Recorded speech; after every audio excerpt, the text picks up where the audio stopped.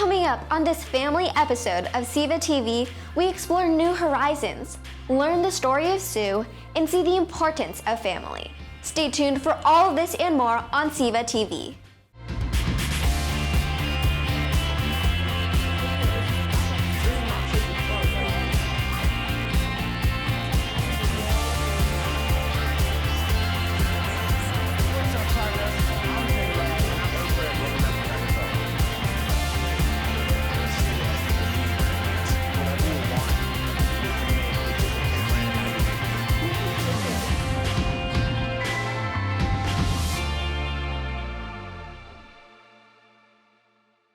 Hello and welcome to SEVA TV. My name is Naya and I am so excited to be your host today. Ever wonder what to do with those endless summer days? Well, Lucia has a fun craft that you can try with your friends and family. My name is Lucia. I go to Sutter Middle School and my video is called How to Make Stickers -SEVA. So what happens in my video is I teach people how to make stickers. It's just a step-by-step video where I say, and what you first do is you cut this and you draw this, and I make sure to include all of the supplies that I need, and I make sure to tell people their exact instructions so nobody gets confused. I just want them to learn how to be creative with this option. You can do so many things with what I've taught, how to make stickers. You can make creative, fun stickers, or you can make more serious, art-related stickers. Hi, I'm Lucia, and today I'm going to be teaching you how to make stickers. Let's go! Here are the supplies you need. Take your parchment paper and stick on a piece of tape, sticky side down. Next, make a small-ish drawing. Cut it out. Make sure to leave a little space on the border. You can also print out a picture of your choice from the internet. Place your drawing on the tape-covered parchment paper, and place another piece of tape on top. Cut this out as well. Again, leave a little border. After you've done all this, you should be able to just peel off the parchment paper and stick it to any flat surface. I hope you have fun! Wow, that was a pretty ingenious trick. Great video, Lucia. Next up, we experience a traditional Indian wedding right here in Sacramento. An Indian wedding is celebrated over many days with a large gathering of family and friends. Indian weddings consist of many events starting with the jago and ending with the wedding reception. The events of an Indian wedding are, first there's a jago, which is a celebration with all of the relatives when they get together with the family of the bride or the groom.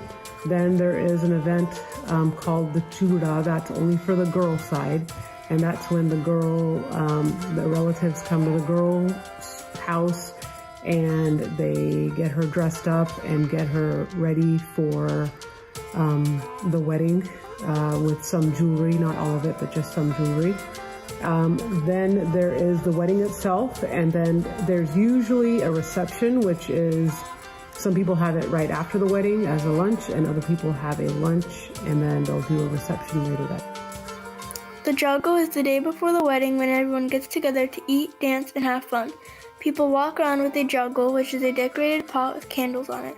The meaning of jago is wake up because historically people would walk around their neighborhoods to tell people about the upcoming wedding.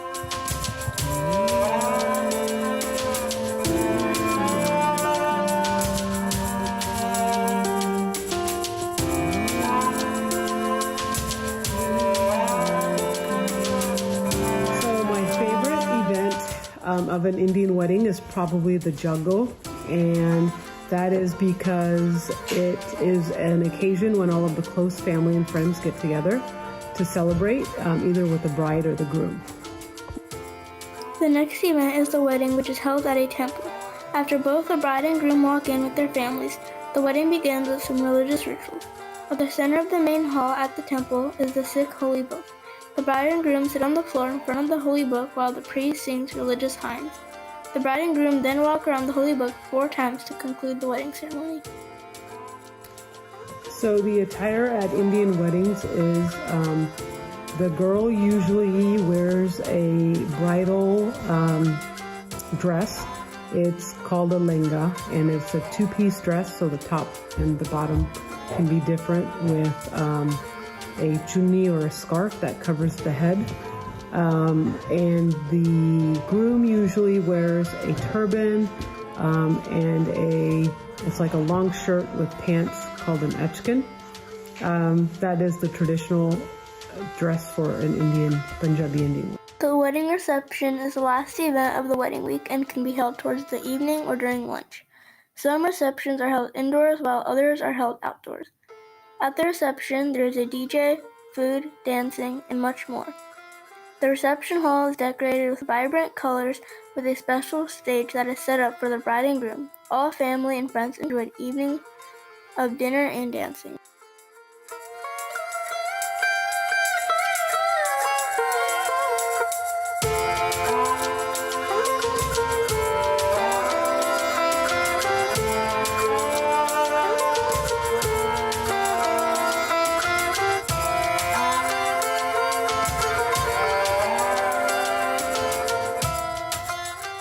On hot days, I really love to go for a dip in a nice cool pond. However, oftentimes I have to share it with the fish. Luke Mahony shares his family's experiences fishing. My name is Luke. I go to Heron School, and the name of my video is Luke Mahony's Family's Fishing Experiences. I interview my father, Tom Mahony, and he talks about his fishing experiences as a kid, and then he also talks about how he's taught me how to fish and how he's grown up fishing with me. And I also interview my brother, who talks about how he's watched me grow up and become better at fishing and more advanced. I want them to learn how much fun you can have fishing and how you can connect with your family members fishing, and just how much I have showed that and how much I've had fun fishing in my life.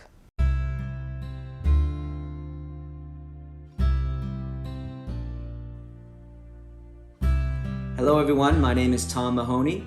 I am Luke's dad, and today we're going to talk about how I fell in love with fishing and got Luke involved. I think the reason why I got into fishing primarily is because it was something that we could do outside. A family with 12 kids, so I was very rarely inside. I think I was home for dinner time and to sleep, and the rest of my life was out in the woods playing with my friends. And fishing was something that we could do outside, so that's why I really got into it.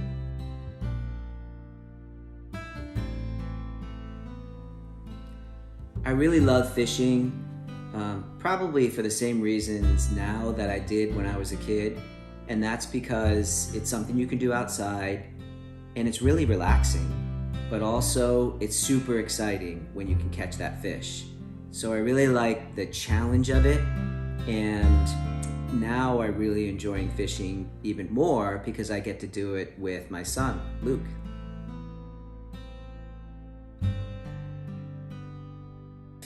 I mostly fished as a kid in like streams, ponds, and then every once in a while we would go to the beach and I would surf fish. But then as I became adult, I would actually do fishing charters. And that's one of my favorite memories, is when Luke and I, with the family, we went to Cabo in Mexico. And Luke's main goal was to catch a fish as big as him. And I think at that time he was probably around 10 years old. And so we went off into the Pacific Ocean and we caught mahi-mahi, which is a beautiful fish. And we caught our limit, and Luke caught a fish that was literally as big as him. It was about 45 pounds. It was so exciting. When it got to the edge of the boat, you had to use a gaff, which is a long hook, to kind of pull it onto the boat. It was a little bloody, but it was just so exciting. And mahi-mahi is tasty. So that evening, we had our fill.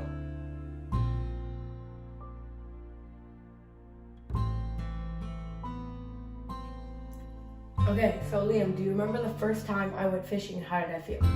You were probably 4 years old, barely were running around, and we had this tiny fishing pole at the stocked pond at Apple Hills, probably this big. The fishing pole was still bigger than you at that time. And we ended up going in this pond filled to the brim with trout, but he didn't know. And he ended up catching 4 fish, so much, and the fish would almost pull him in every time. It was crazy. And there's like a crowd around him that all the people sitting around, and they were cheering, and he pulled the fish in, and it was crazy. I think that's what really sparked his love for fishing. And in that moment, you just knew that he was gonna fish forever. And he was crazy. You could see him excited. We couldn't leave that pond.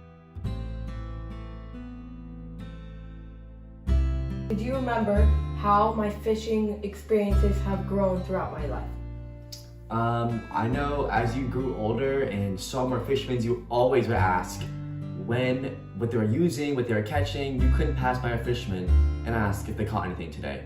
And when they would describe their fish, you would think it was the greatest thing ever.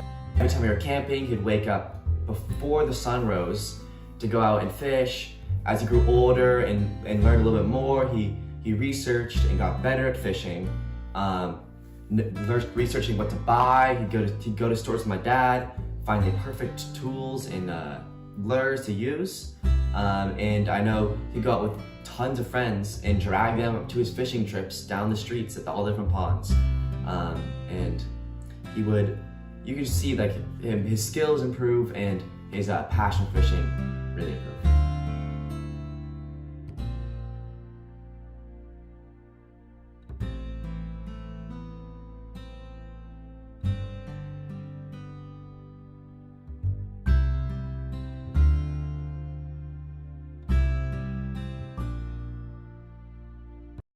In this next documentary, Josiah from Florence Markofer Elementary School wants to inspire everybody about the strength of family. Stay tuned for Z Strong.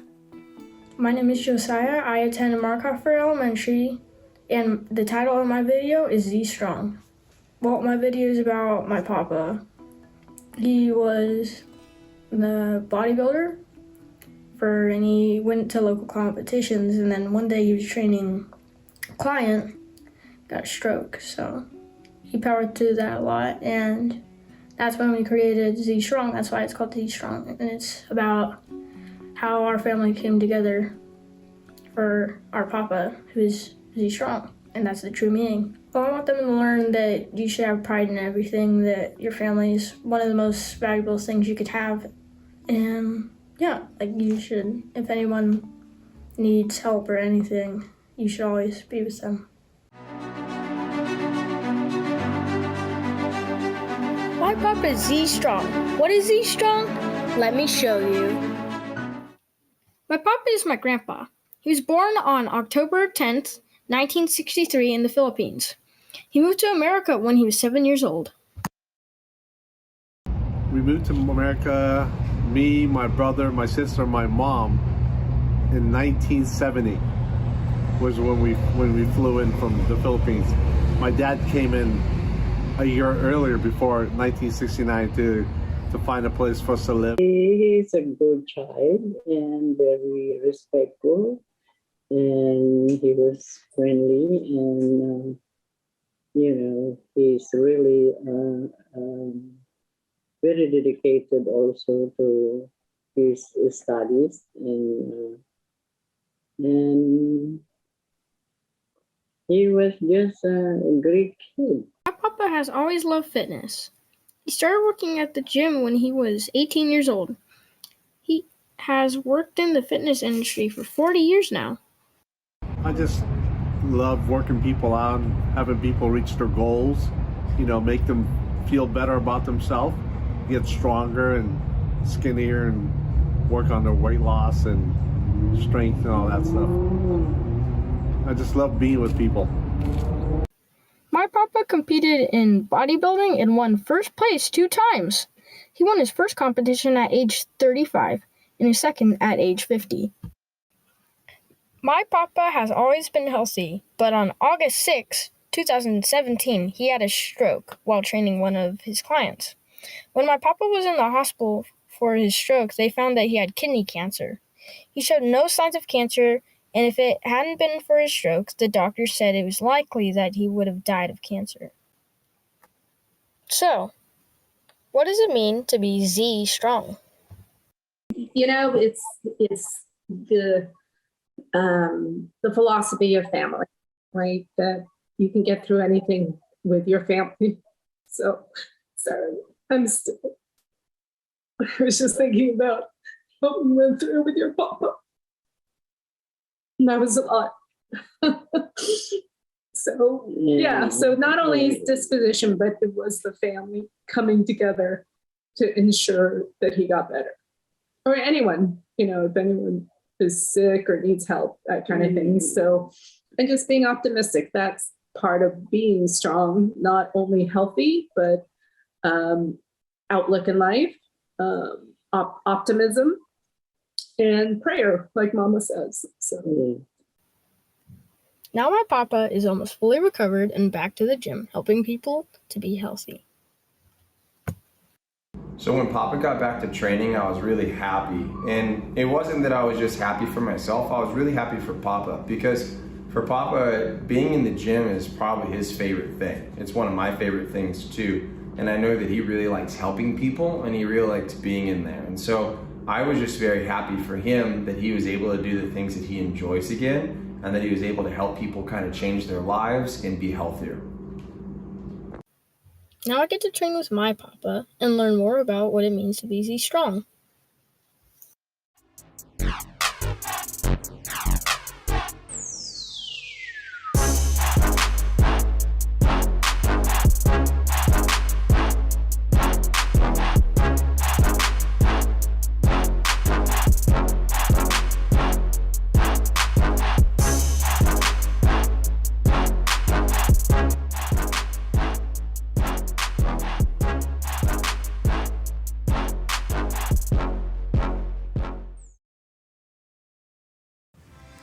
Very inspirational story.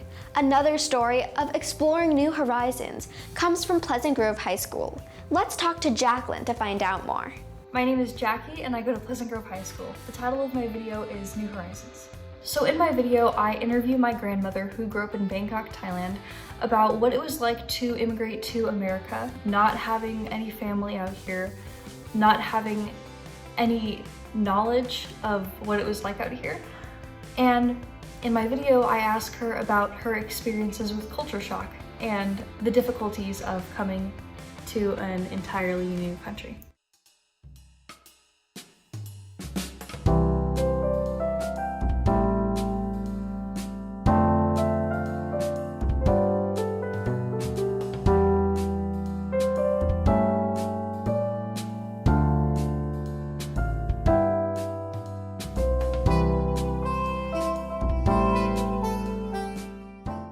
I came to this country in 1968. With Grandpa, right? Yeah, right, with your grandpa. And we would settle in St. Paul, Minnesota. I was born in Bangkok, Thailand. Mm-hmm. Yeah, and it was kind of something different and new for me because I don't... first time I see washer and dryer, and it was just kind of shocking because we didn't have any fancy stuff like we have here in America. When they have a Thanksgiving dinner and they cook this big turkey, and we were surprised how come the chicken here is so huge. You thought it was a chicken? Yes, I thought it was a chicken.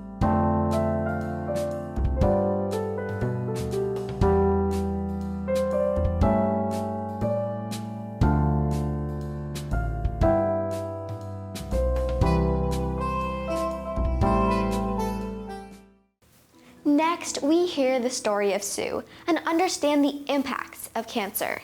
Let's go to Hailey to find out more about this touching video. So my name is Hailey Bear. My video is Story of Sue. COVID was really hard for my family, especially too. So a lot of it I was staying with my grandma and my dad, and a little bit towards August. So we were doing online school, and that was the start of my sophomore year. And a little after that, my grandma had found out she actually had triple negative breast cancer. So in between my classes and schooling, I was actually helping my grandma too. She is loving. Sue is sweet. We adopted, my family and I adopted a Siberian Husky at the age of 8 months old. And in May of 2020, he jumped up on my left side, my left chest, and knocked me down. And the next morning, I had a lump. I've been on a roller coaster journey dealing with chemotherapy infusions, surgery on November 19th, 38 straight days of radiation therapy, and then more chemo medications. My routine daily changed, but it gave me an opportunity to check on her in the morning, and then, you know, I'd give her a call during lunchtime to check on her, make sure everything was good. So it just, you know, more checking up, making sure she was okay health-wise, and, you know, she was there, you know, because it's very scary. But before I could even get to a surgery, I grew a second tumor right underneath the first one. Come to find out, I did not have HR positive, PR positive, or HER2 positive cancer. I had triple negative cancer. And that's the worst kind of cancer a woman can get. It changed everything in my life from that day forward when I found out that I had triple negative breast cancer. I had to start using a walker. I had to start using a cane. I had to have a plastic chair for the bathroom, for the shower, for the bathtub. And when I got up to go to the bathroom, I didn't feel right. And sure enough, I passed out after I got up. Thank God I was able to pull up my pants, but when I turned to leave and wash my hands and leave the bathroom, I crashed. So something happened with Grandma. She went to the bathroom, like she walked out, and we're waiting for our classes to start, and she like went to the bathroom, we were knocking on the door, but she's not responding to us, and we really think she fell. And I know you just went to work, and we need you to come home as soon as you can. I felt like I was gonna lose her. You cannot hold stuff in, you know, like you're going, and this is, I think, for anybody in any situation, but when going through anything that is heavy, having support of your other family that you live with, being able to wake up and say, you know what, all of a sudden I feel terrified today. I feel scared today, you know, and realizing that that's okay, you know, crying. Oh my God, I cried a lot, you know? I mean, I'm about to tear up again now because, like, you can go, you know, a lot of times we go on autopilot and we just do what we have to do and you don't take time to think.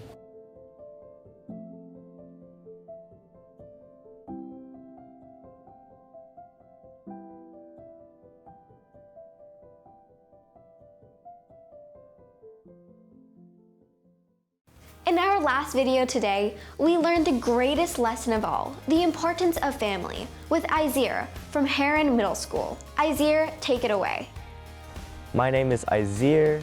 In my video, I show a complete photo and interview about what the importance of family and how they can be a huge impact to your own life. I want viewers to learn that no matter what, your family will be there to you and love you and give you support and everything else. Hello, my name is Izzir Banta. My topic for this interview will be the importance of family. And now I will introduce you my family. I am the youngest of the 10 children of my family. And I'm the eldest daughter in the family. I'm the second youngest in the family. I'm the middle child in the family. So I'm the youngest in the family. And being the eldest, you will have a big responsibility. And one of them is taking care of your younger siblings. I think the most memorable moment with my family when we went to San Francisco just to bond and enjoy our vacation. My memorable moment of my family was my wedding day. And for me, my memorable moment with my family when they came here into the United States, it's a dream come true for us. I think the memorable moment for me is when I gave birth to my son Izzir. The most fun as we do as a family is when we do small talk while eating together. The fun thing to do with the family is when we go out of town. I think spending time with Izzir and playing Call of Duty. In your opinion, why is family important? In my opinion, family is important during challenging times. People need a family they can count on. Having a family, you will never feel lonely in this world.